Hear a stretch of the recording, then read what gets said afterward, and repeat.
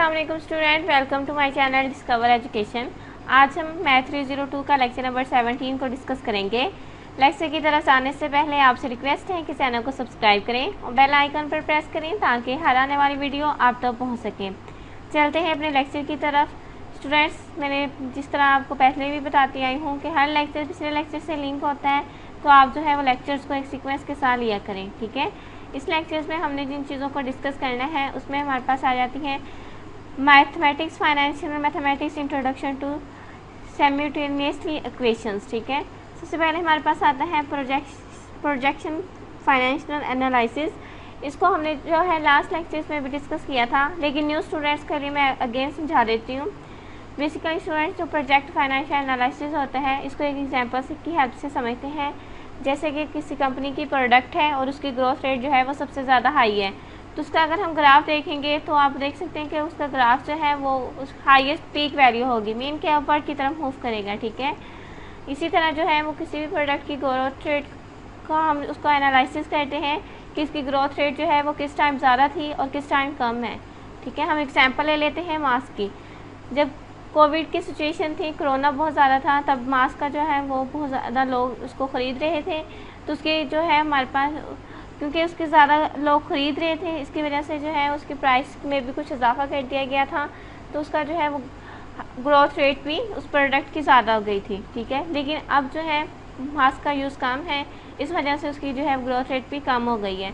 तो इन चीज़ों को हमने एनालाइज करना है कि कौन सी चीज़ किस टाइम जो है वो ज़्यादा उसकी ग्रोथ रेट थी, किस टाइम उसकी कम थी, और इसका हमारे पास रेवेन्यू कितना था किस टाइम इसका, ठीक है। इसकी सेलिंग जो प्राइस थी वो तब जब ज़्यादा इसका था, लोग ले रहे थे, तो सेलिंग प्राइस भी इसकी ज़्यादा कर दी थी। तो इन सब चीज़ों के एनालिसिस को जो है वो हमारे पास बेसिकली इसमें आ जाते हैं प्रोजेक्ट फाइनेंशियल एनालिसिस में, ठीक है। तो इतनी डिटेल समझाने का मकसद यही था कि आपको समझ आ जाए। आई होप आपको समझ आ गई होगी। इसमें जो है project financial analysis covers the following: cost estimates, revenue estimates, forecast of cost, forecast of revenues, net cash flows, benefit cost analysis, internal rate of return, break even analysis। इन सब को हमने लास्ट लेक्चर्स में जो है वो detail के साथ discuss किया है कि इन सब में क्या क्या चीज़ें आ जाती हैं। नेक्स्ट हमारे पास ये कुछ एक्सेस के फंक्शंस दिए गए हैं और इनका जो है हमने आर्गूमेंट्स लिखने हैं, सिंटैक्स लिखने हैं। ये स्टूडेंट्स जो है पेपर के पॉइंट ऑफ व्यू से इंपॉर्टेंट होते हैं, बट एमसीक्यूज़ में बहुत ज़्यादा यूज़ किए जाते हैं। आपसे वो क्विज इसमें बना के पूछते हैं, तो ऐसा एमसीक्यूज़ आपने जो है इसको रट्टा मारना है, याद रखने हैं, ठीक है। सबसे पहले देख लेते हैं AMOR DEGRC, ठीक है। ये किसको रिप्रेजेंट करता है? Returns the depreciation for each accounting period if an assessed in purchased in the middle of the accounting period. इसको आपने पढ़ लेना है कि ये इसका सिंटैक्स ये है। इसमें बेसिकली ये बताया गया है कि किस टाइम में जो है वो किसी भी प्रोडक्ट की प्राइस में कमी थी, ठीक है। डिप्रिसिएशन का मतलब होता है वैल्यू में कमी, प्राइस में कमी। इसका सिंटैक्स हमारे पास ये आ जाता है, जो कि आपने जो है इसको माइंड में रख लेना है। जिस तरह आपको कॉस्ट का पता है किसे कहते हैं, डेट परचेज, ठीक है। ये सारे इसके सिंटैक्स में आ जाते हैं। इसमें समझने वाला ये है सल्वेज। बेसिकली बच्चे, सल्वेज वो होता है जब हम कोई चीज़ को यूज़ कर लेते हैं और जब हमारे पास अगर यूज़ के काबिल नहीं रहती तो हम क्या करते हैं, उसको हम कबाड़ में दे देते हैं, ऐसे ही होता है ना। अब जो हम उसे कबाड़ में देकर उससे जो पैसे हम हासिल कर रहे हैं, फॉर एग्जांपल एक मशीन है, वो मैंने यूज़ की है, अब वो ख़राब हो चुकी है, मेरे इस्तेमाल के काबिल नहीं रही, तो मैं अब उसको जो है वो कबाड़ में बेच रही हूँ, तो वो मुझे जो है वो 300 रुपये की सेल हुई है। अब वो 300 रुपये ना, जो वो हमारे पास सल्वेज कहलाएगा, ठीक है। End of the life of the asset, समझ आ रही है? तो यही चीज़ हमें यहाँ पे बताई गई है। तो इसमें समझने वाला यही है। जो चीज़ जो है समझने वाली नहीं, उसमें हम टाइम वेस्ट नहीं करेंगे, उसको मैं सिंपली बता दूंगी कि आपने इसको पढ़ लेना है, ठीक है स्टूडेंट्स। नेक्स्ट हम देखते हैं ज़रा। नेक्स्ट में हमारे पास इसी तरह फंक्शन दिए गए हैं AMORLINC, यानी अमोर्लिक। ये हमारे पास returns the depreciation for each accounting period if an assessed in purchasing in the middle of the accounting period the prorated depreciation is taken into account. तो इसका आपने ये देख लेना और सिंटैक्स में ये देख लेना है, ठीक है। वही सेम चीज़ें हैं वो जो नीचे दी गई हैं। ये जो स्टूडेंट सिंटैक्स होता है ना, सिंटैक्स होता है, इसका मैं आपको बताऊंगी कि इस किस तरह इन्होंने निकाले हुए हैं। नेक्स्ट हमारे पास ये जो दोनों हैं ये मोस्ट इम्पॉर्टेंट है। ये मोस्ट इम्पोर्टेंट है पेपर में, ये MCQs में ना आए तो वो जो है क्वेश्चन शॉर्ट में या लॉन्ग में लास्ट में दे देते हैं। इनका सिंटैक्स देकर, ठीक है, आर्गुमेंट्स देकर पूछ लेते हैं ये किसके हैं, या वो जो है कम्प्लीटली ये जस्ट आपको उसके फंक्शंस देंगे और इसके आर्गुमेंट्स पूछ लेंगे। तो सबसे फर्स्ट हमारे पास है सी जो MIPMT, ठीक है, returns the cumulative interest paid between 2 periods, ठीक है। अब नेक्स्ट इसको देखते हैं, सी जो MPRINC returns the cumulative principal paid on a loan between 2 periods. अब आपने इनमें दोनों में डिफरेंस देखना है। यहाँ पे हमारे पास उसने कहा था इंटरेस्ट पेड और यहाँ पे प्रिंसिपल पेड है, ठीक है। प्रिंसिपल पेड कुछ असूलों के मुताबिक जो पेमेंट की गई, लोन लिया जाए, उसको कहते हैं। इंटरेस्ट पेड जो है आप जिसमें इंटरेस्टेड हो, ठीक है, जो आपको चाहिए तो आप डायरेक्टली ले लें, लेकिन कुछ इस तरह होते हैं जिसको आप में कुछ असूलों के मुताबिक उसको आप लोन लेंगे। तो इस तरह फॉर एग्जांपल होता है ना कि अगर आप लोन लेते हैं तो आपको जो है वो बदले में उसके थोड़ी सी ज़्यादा रकम करके देनी पड़ती है, सिंपल वर्डिंग में हम ये कह लेते हैं, तो ये इसमें आ जाता है। नेक्स्ट हमारे पास आ जाता है DB। तो ये जो छोटी छोटी चीज़ें मैं कहती हूँ कि मोस्ट इंपॉर्टेंट है, तो इसको आप जो है रट्टा अच्छे से मार लिया करें। Returns the depreciation of an asset for a specific period using the fixed declining balance method, ठीक है। इसमें क्या होता है कि आगे किसी भी प्रोडक्ट में जो है ना, इसमें डिप्रिसिएशन करते हैं, उसकी डिप्रिसिएशन का मतलब होता है प्राइस में कमी करते हैं। मिसाल के तौर पर जैसे एक शॉपकीपर है, उसने जो है वो नई अभी शॉप बनाई है, तो वो कोई भी अपने पास प्रोडक्ट्स रखेगा, ठीक है। हम कह लें कि वो अगर उसने करियाने का स्टोर बनाया है तो उसमें जो भी वो प्रोडक्ट्स रखेगा स्टार्ट में उसकी वैल्यू प्राइस जो है वो कम रखेगा, ठीक है।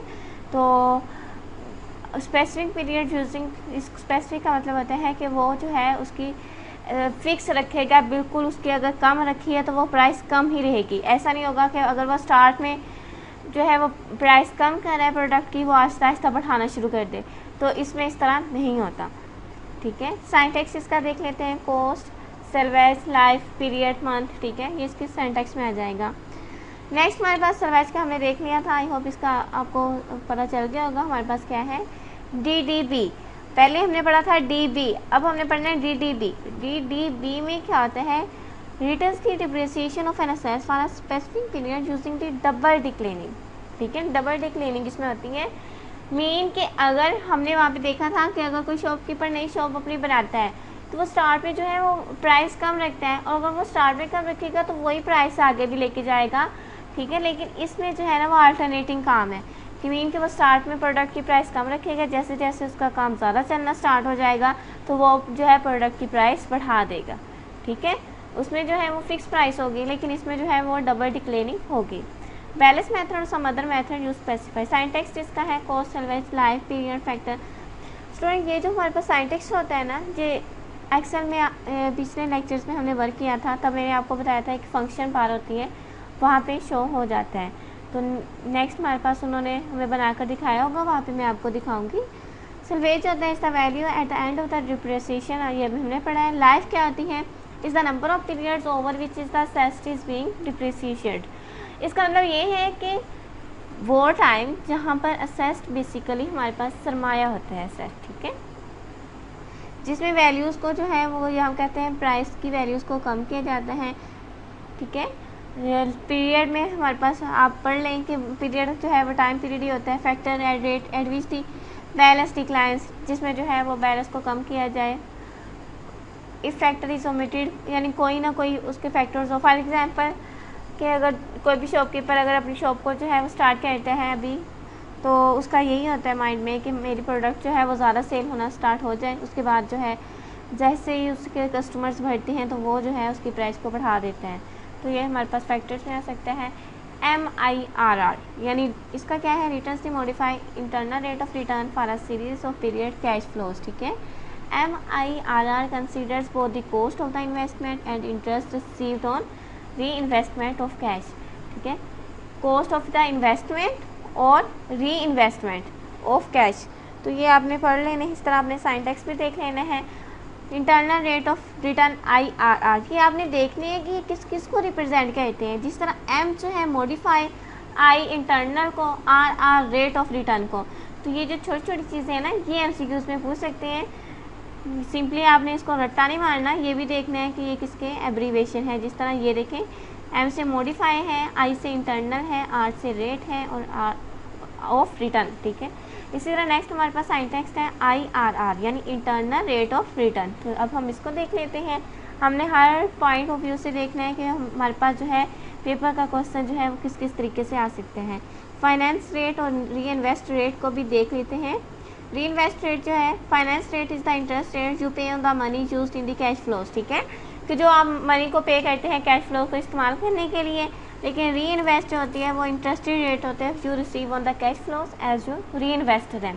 जो आपने दोबारा इन्वेस्ट किया है ना, उसके लिए जो आपने रिसीव किए हैं उसको री इन्वेस्ट कंसिडर करते हैं। Returns of the internal rate of returns for a series of cash flows, इसका साइंटेक्स्ट ये है। नेक्स्ट हमारे पास आ जाती है वैल्यूज़। ये MCQs के लिए इंपॉर्टेंट है। Is an array of reference to cells that contains the number for which you want to calculate the internal rate of return, ठीक है। जो आप जो है कैलकुलेट, जिन वैल्यूज़ को आप, वैल्यूज़ बेसिकली वो होती हैं जिनको आप कैलकुलेट करना चाहते हैं, जिनको आप कह सकते हैं कि ये एरे होता है और सेल्स में सेल का रेफरेंस देते हैं, जो कि आप सेल्स में राइट करते हैं। नेक्स्ट है guess is the number that you guess is close to the result of IRR, ठीक है, इंटरनल रेट ऑफ रिटर्न। वो नंबर होता है जो आप मतलब पहले कंसीडर कर लेते हैं। अब इसको मैं थोड़ा सा एग्जांपल की हेल्प से समझा देती हूँ। जैसे कि आपने कोई प्रोडक्ट सेल करना स्टार्ट किए हैं, तो आप पहले से वो आप जो है वो अपना मेजर कर लेंगे कि इसका जो है वो रेट इतना होगा, मुझे इतनी इनकम इससे आएगी या इतना मुझे रेवेन्यू होगा, तो मेरी जो है, ठीक है, इतना इससे फ़ायदा होगा। तो जो आप पहले से गैस कर लेते हैं ना, तो वो आपको जो रिज़ल्ट मिलता है तो ये इसमें आ जाता है। स्टूडेंट, ये बुक बहुत ज़्यादा ईजी है, ये मैंने आपको पहले भी बताया था, आपने जस्ट इसको समझना है, ठीक है, लेक्चर्स को।